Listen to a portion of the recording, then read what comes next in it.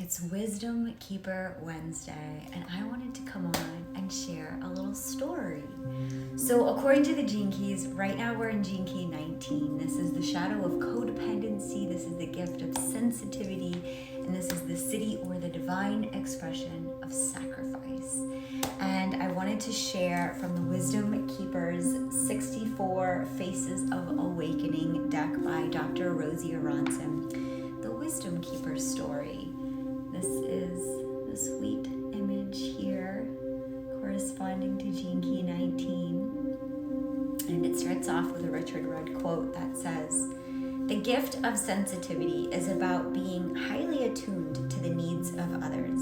In order to sense others and their needs, you must first become independent from them." Programming partner, Gene Key 33. My wisdom story. I was born in the old country, where men took care of the money, women took care of the children, adults took care of the elders, and God took care of all of us. Traditions and customs made up the fabric of our lives, and we didn't question them. When my girls were little, my sensitivity was welcome. They'd have a need, and I'd meet it. For every runny nose, I had a tissue. For every cold, hot soup, and for every tear, a bosom to cry on.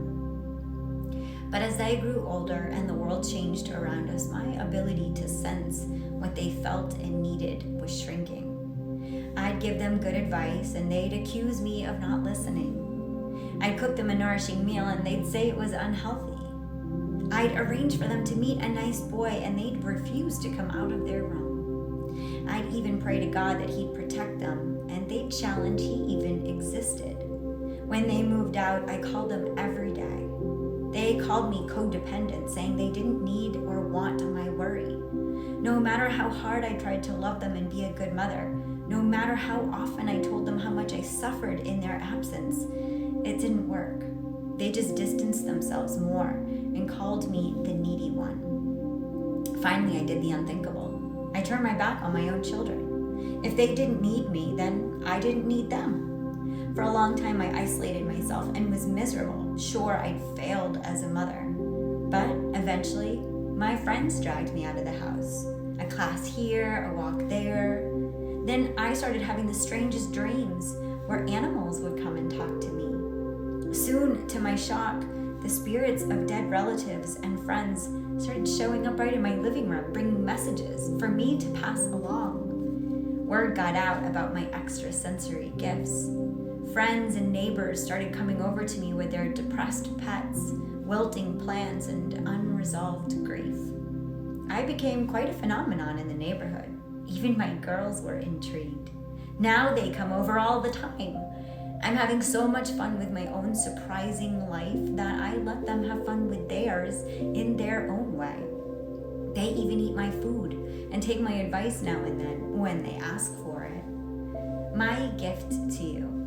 I am here to celebrate your sensitivity and all of the ways that you are attuned to the feelings and needs of the people in your life. Being of service is a wonderful thing. That said, when you offer your support, just make sure that you're coming from a good place. Make sure you're happy with your own life and that you're not just trying to get your own needs met by meeting the needs of others.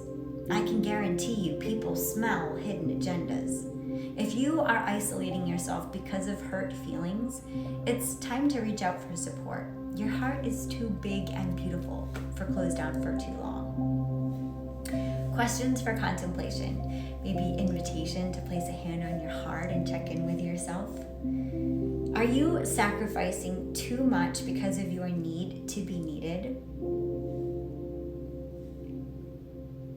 What signals does your body give when you've been giving too much?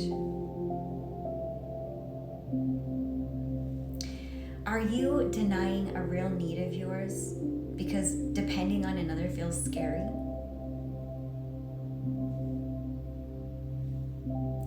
Do you isolate yourself and then resent people for not supporting you?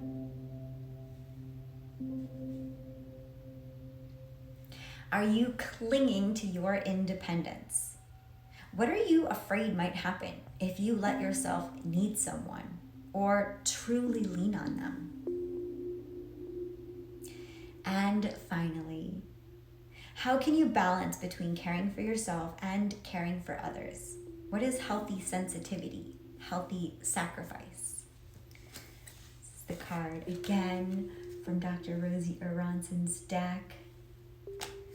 Honoring our sensitivity as our superpower this week while we have the void moon right now. This is our chance to spotlight on ourselves. What do we need? How can we nourish ourselves? Taking a nice deep breath here and just feeling the nourishment that we always have in the container of our vessel, simply through our breath. Thank you for spending your time and your energy with me. I'm sending you so much love. Namaste.